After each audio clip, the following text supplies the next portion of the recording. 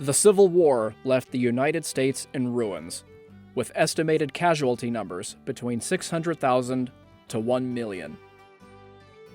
The Union's victory in the Civil War was a costly one, and after General Robert E. Lee's surrender at Appomattox Courthouse in April 1865, the country had a long road ahead to mend the destruction left by the Civil War. Fixing the country meant more than just rebuilding homes and infrastructure. It also meant reuniting the country and granting African Americans long overdue rights under the Constitution. President Abraham Lincoln's Emancipation Proclamation in 1863 freed some slaves in the South, but not all. The proclamation did not apply to border slave states, which remained loyal to the Union.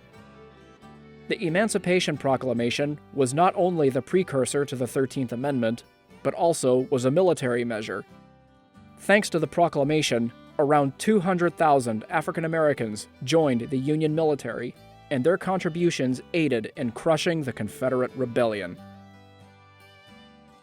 The period from 1865 to 1877 is known as the Reconstruction Era. Many African Americans and former Confederates were unsure of their futures after the Civil War. Many asked, "What will happen to us now?" Right after the Civil War, Washington did not have a clear plan as to what to do with the newly freed African Americans living in the U.S. Only when emancipation was proposed in the 13th Amendment did the abolishment of slavery become national policy. The 13th Amendment was submitted for state approval in February 1865. Unfortunately, President Lincoln's assassination on April 15, 1865, prevented him from seeing the 13th Amendment's full ratification. Slavery was now illegal with the 13th Amendment, and the next logical step was to grant African Americans full citizenship rights. The 14th Amendment began as 4 separate sections in 1866, but a 5th section was added later on, and the 14th Amendment was adopted on July 9, 1868. The 14th Amendment granted citizenship and equal civil and legal rights to African Americans and slaves who had been emancipated after the American Civil War, including them under the umbrella phrase, "all persons born or naturalized in the United States."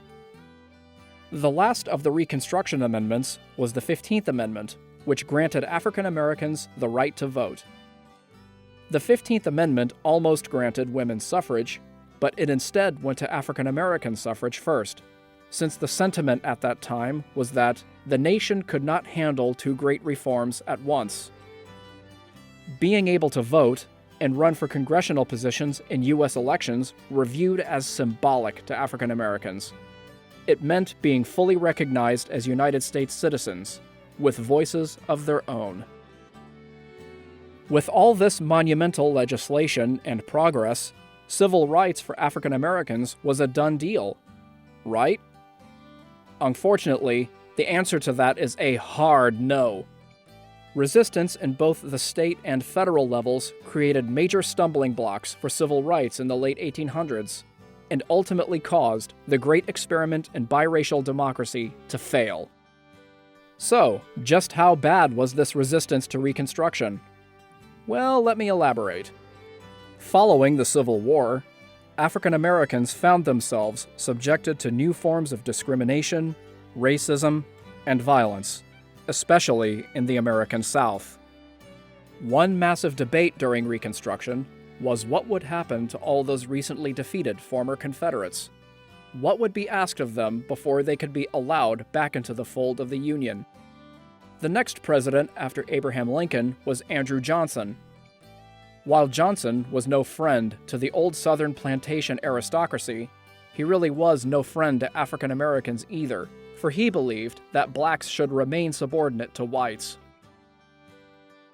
For the sake of healing the wounds of the Civil War as fast as possible, Johnson issued blanket pardons to former Confederates and believed new state governments in the South should be formed, without any federal interference. Johnson was anxious to protect the livelihoods of poor Southern whites during Reconstruction, for the results of the Civil War created this competition for social and economic status between poor whites and black freedmen. Andrew Johnson's infamous contempt of freedmen angered many in Congress, especially radical Republicans, who wanted to expand democracy in the South and grant more rights to freedmen. The Republican-founded Freedmen's Bureau did what it could to help ease African Americans' transition from slavery to freedom. However, Southern opposition to Reconstruction further hampered progress. Southern politicians enacted a series of laws called Black Codes, which was basically slavery without the chains. The Black Codes made it impossible for freedmen to find any other kind of employment outside of field work. Another system, called sharecropping, was one of the only few ways poor freedmen could make a living. Blacks were free from slavery, but not free from the backbreaking field work. The North's demand for cotton from the South was still pretty high, and Northerners were not going to allow the South to stop growing cotton. President Andrew Johnson took things a step further by returning plantation lands seized by federal troops during the Civil War back to their original owners.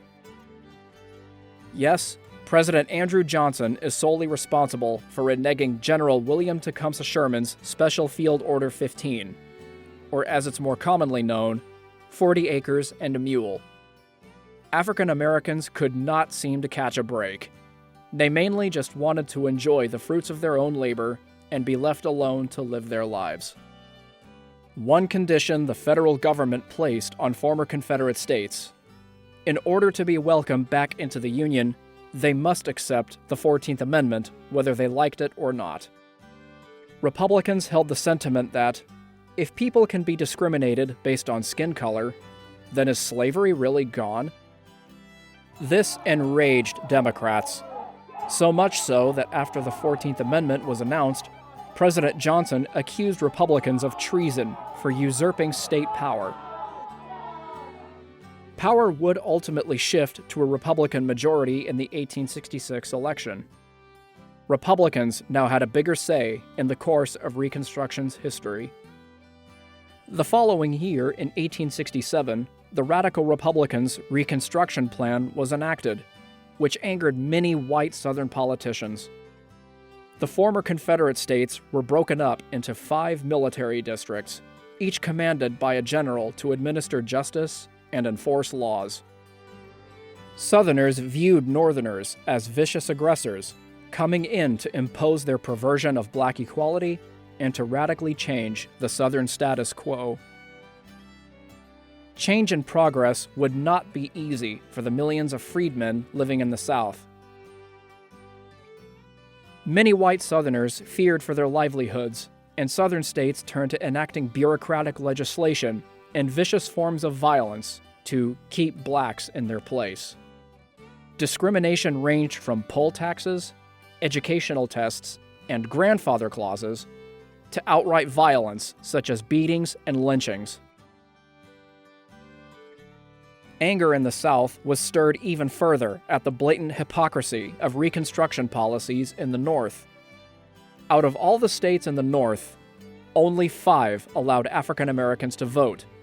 States such as Illinois, Ohio, and Pennsylvania did not. Why should we be forced to abide by Reconstruction policies when they aren't tolerated in the North? Many Southerners felt. The violence towards blacks in the South became so bad that President Ulysses S. Grant had to take matters into his own hands and declare martial law.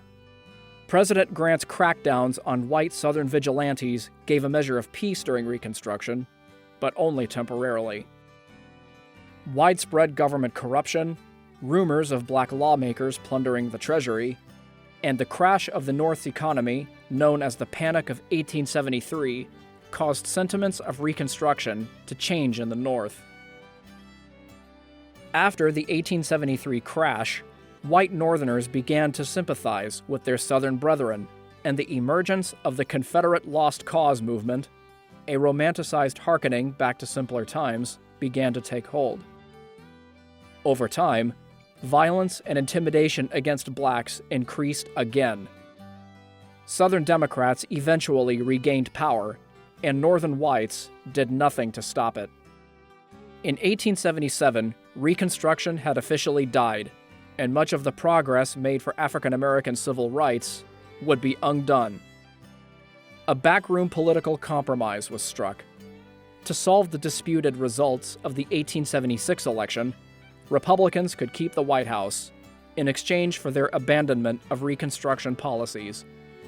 Thus, the era of Jim Crow and segregation was ushered in, and blacks would be treated as second-class citizens, not receiving full equal rights until almost 100 years later with the Civil Rights Movement in the 1960s. Rights and protections guaranteed in the 14th and 15th Amendments would not be fully realized until the Civil Rights Act of 1964, which prohibits discrimination on the basis of race, color, religion, sex, or national origin. The Voting Rights Act of 1965 granted the right to vote for all citizens, regardless of race or gender.